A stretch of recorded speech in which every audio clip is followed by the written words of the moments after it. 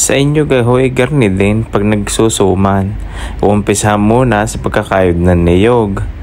Pag nakayod na rin niyog, pag sa dami naman na rin niyog na rin, pinagkakayod na rin. Tapos, ay di yan pag natapos may nagkakayod ng niyog, ay meron ding naglalaib ng dahon. May nagpopunas. Yan naman ipagbabalutan ng suman. Pag yan nabalot at napunasan, ay ayos na. At isasalang na din sa tulyasi. Ang suman ay hahaluin ng hahaluin hanggang sa maiga at maluto. Hindi namang lutong-luto. Yung parang batilaw ang luto ng sinaing para pag iyong iniluto uli, ay di kaligat ng suman. Ari maya-maya hahanguin na. Tingnan ninyo, garne ang itsura pag ari nahangaw. Ikagandang ari ng balot na suman pag hindi napakain na rin. Naman, garne magbalot ng suman. Tingnan mo, yung pipilutin, liligihin mo ng mawiti at ng iyan ay maligat na maligat. Ay, sa gagandang iyan ang patas na suman, aywan ko na laang. Sa sarap na iyan, ay, inang ko po, sarap na rin sa kape Ligihin mo ng ligihin hanggang sa aywan ko naman pag yan pag naluto, pag saligat at sarap naman ang suman na yan. Ikay manood kung paano rin balutin. Tingnan, at ikay tuturuan ko. Tingnan. Una muna, ilalagay mo sa dahon. Yan, gayaan. Pag nailagay mo sa dahon, liligihin mo. Yan, pipisain. Pisain mo ng pisain. Hanggang sa iyan ay mapisa ng mapisa. Tapos saka mo bibilutin gayaan. Tingnan mo. Ay, expert ng magbalot na suman Yan, saka mo babalutin ngayon ng dahon ng saging. Tingnan. At isusukatin mo muna kung gaano kalaki para pare-parehas at walang inggitan. Pag yan niluto, hindi mo kakahilan na rin malaki, rin maliit. Pare-parehas ang takal. Pagsasarap na yan. At yan pag napatas mo at nabilot yan lahat, yan may isasalang mo sa tulyasi. Sa tulyasi na ang kasunod niyan. At maya-maya naku po, ay panama na yan sa kape.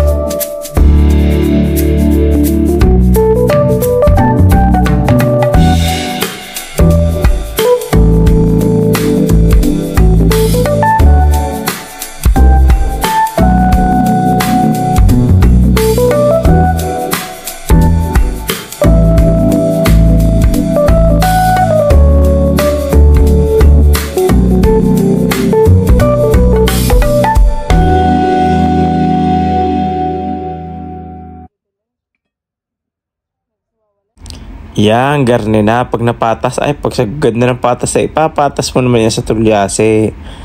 Alam nyo yan, tulyase, yung malaki na kawali. Parang kawaling malaki. Dini sa amin, sa Batangas, ang tawag ay tulyase.